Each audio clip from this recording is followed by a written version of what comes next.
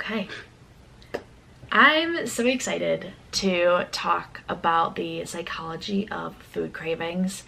This is my first sit-down video, and I'm really excited about it, but I may look at my computer a lot because my notes are all on there. All of the information I'm about to tell you is research that I've done with reliable sources, so I will gladly link my sources in the comments or in the caption. So with that being said, I want to start with something that genuinely confused me while I was doing just kind of some general research, and that was why, if dieting causes cravings, why do some studies show that cravings actually decrease during weight loss? So we've been told as a society through social media and just other outlets that the more you restrict food, the more you crave it, right? I feel like this is something we've all heard. I've heard it, you've probably heard it. And as someone who is a dietetic student right now in my senior year, and I'm also someone who is a woman in their 20s who's been around diet culture just like you probably have, I just don't like the oversimplified narratives, and this is something that I just wanted to look into. So this may be part one of a series. I'm not sure what I'm going to do yet, but I want to kind of do a little bit of a deeper dive in this. So today I want to discuss A, what are food cravings, B, why they happen, and C, why does restriction not always work the way we think it does? Or why doesn't it work the way it does, actually? This episode, or this lesson, I don't know what we'll call them yet, but this lesson might be a little psychology heavy, so I apologize if the terms may be difficult to understand. If so, please let me know, and I will do my best for future to simplify things or maybe make things more complex. We'll see where it goes, but try to stay with me. So what is a food craving? A food craving is an intense desire for a specific food. Let me say that again. A food craving is an intense desire for a specific food. So let's be so honest. You're probably not craving a vegetable. Maybe you are. I actually was craving a vegetable the other day. Kind of weird. It's never happened in my life. But it's not just a feeling of, oh, I could eat. Oh, I'm a little bit hungry right now.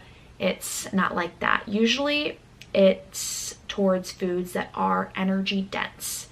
And what this means is usually these foods may have a lot of calories. So it could be something sweet like chocolate, or salty, maybe something savory. And they also tend to show up in late afternoons and evenings. I think this feels a little personal to us. I know it feels very personal to me because I know after class I'm always wanting some kind of snack, and usually it's sweeter. Just that's my personal preference. I know my mom's the same way. When she gets off of work, she's constantly craving a sweet treat. And some of my roommates are like that too. They, after class, they want something salty, or one of my roommates likes sour candy, so stuff like that. But there is something that is really important, and that is you do not have to be hungry, like physically hungry, to experience a food craving. So this is where people could get confused. Hunger is general. You're not seeking out a specific food, whether you're just kind of satisfied with any kind of food. So cravings are more targeted. They are focused on one specific food. If you have another food, it does not satisfy that. That distinction does kind of matter, because even though we're just talking psychology, cravings are not imaginary. They are multidimensional. They involve your whole body. And when you crave something, you experience increased salivation. So you might salivate. Yeah.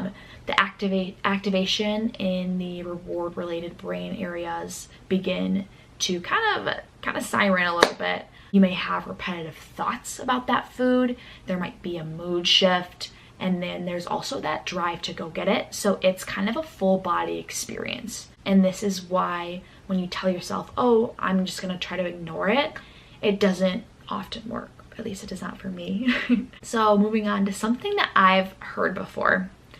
And that is, oh, if you're craving chocolate, you probably need sugar or some other nutrient. If you are craving a certain type of food, it's because you have a nutrient deficiency. That's kind of the correlation there. I feel like I have heard this before, and the evidence for that explanation is actually pretty weak. So cravings are not actually well explained by nutrient deficiencies, which can be kind of freeing, I would think, because there's not actually something wrong. Because sometimes you crave the same food over and over again. I know I'm like that. I love my chocolate. I do. There's not something that's deficient in your body. You're just craving chocolate, and that's okay. Next, I'll be talking a little bit about dieting. This is a little bit of a trigger warning if this is something that's very sensitive to you. I will be discussing the what the hell effect. So kind of what that is essentially if you are restricting your eating and you consume a food that you are restricting, you kind of have the thought of, oh shoot, I already messed up. What the hell? So instead of eating one cookie, for example, you end up eating 5. So then that might bring feelings of guilt. You could feel ashamed, and you can maybe decide, oh, I'm just gonna start over on Monday, right? So that cycle that I kind of just talked, because it is a cycle, it is pretty well studied, and it's pretty interesting because I read that restrained eaters, who are mainly people that are constantly mentally restraining, like it's constant brain power that's happening, they tend to experience a more intense desire and more frequent cravings. So you're constantly thinking kind of about that food, you kind of hyperfixate on it a little bit, and that might cause that intense craving more so than you would have if you weren't restricting. The mental restriction alone can increase that craving intensity, and it may not be the dieting that's causing cravings. It's actually the cravings that are causing dieting. So it is likely that the people who are more prone to cravings, which could be those restrictive eaters, are more likely to attempt dieting later. Now I want to kind of go into selective deprivation. What is that? Selective deprivation is essentially picking one food and eliminating that one food. So it's very just avoidant of one specific food. A lot of researchers will tell participants to do this as part of like their study. Usually it's for a short period of time, and usually when that's the case, the cravings for the food does increase. So when you are exclusively cutting out that one food, it becomes more desirable, it becomes more noticeable, more present. It's like telling someone not to do something. If you're telling me not to touch the red button, the desire to touch the red button increases, right? We've heard that probably before.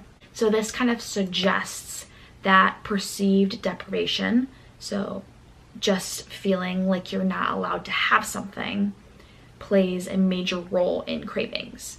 So even if you're eating enough overall, that is still the case. And I feel like as a woman, I feel like I'm in a constant state of perceived deprivation.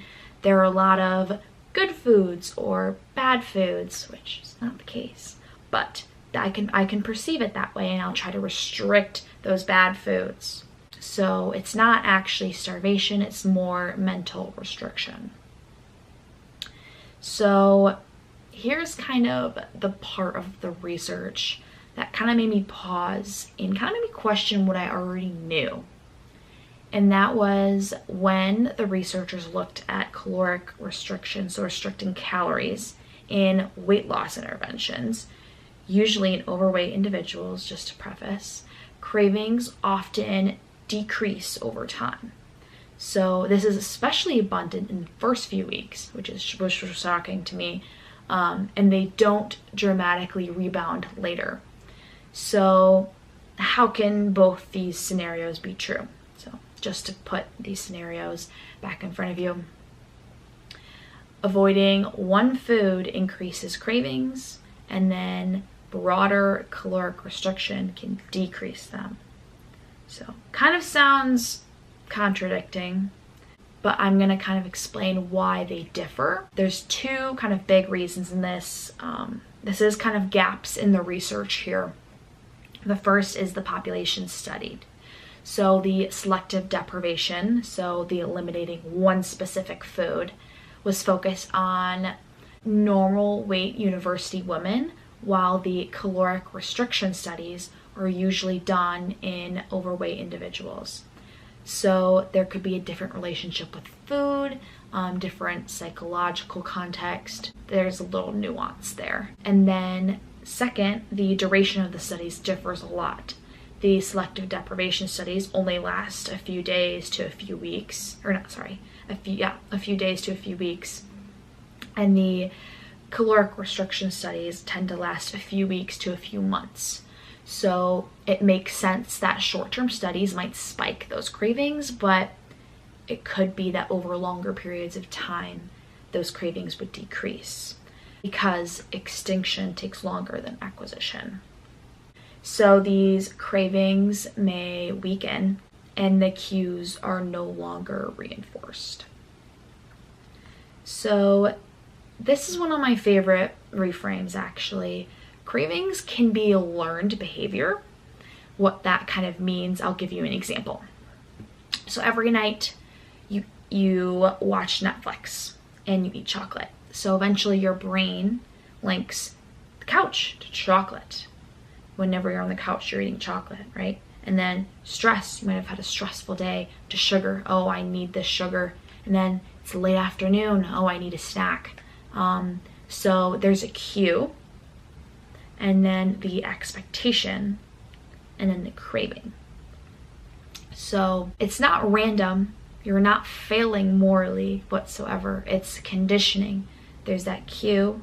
Your brain expects a reaction from you, essentially. And then that leads to that craving, like I explained. So now I want to talk about a model called the elaborated intrusion theory. So it says that cravings unfold in two different stages. First, there is that intrusion. A cue triggers the thought in your head. And then there's the elaboration, which is you start imagining the food. You're thinking about how it tastes, the texture, what it smells like, and then you feel like you're missing out on that food. And that elaboration is what turns just a passing thought into an intense craving. And that explains why sometimes you're just fine, and then all of a sudden you're fully committed to going to the kitchen to make a PB&J because you just really need a PB&J. So it wasn't the first thought, it was what happened after it that triggered that intense craving. So maybe you want a solution to this. If you want a solution to this, I have a suggestion, and that is cognitive defusion. Kind of in the name, but I'm gonna elaborate on that anyway. So essentially, cognitive defusion isn't meant to erase that thought in your brain.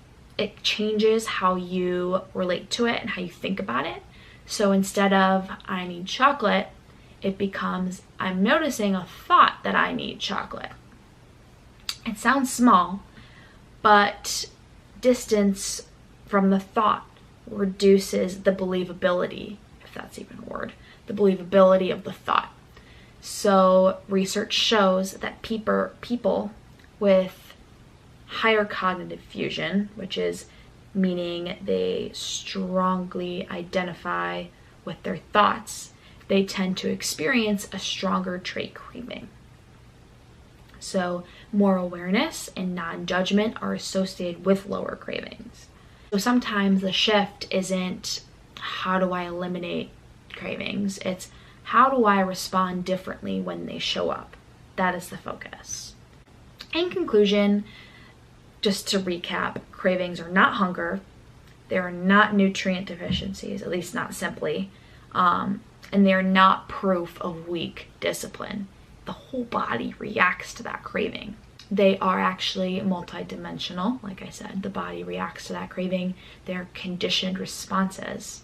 They are influenced by perceived deprivation, and then they also are cognitively elaborated. And the idea that dieting always causes cravings is also too simplistic.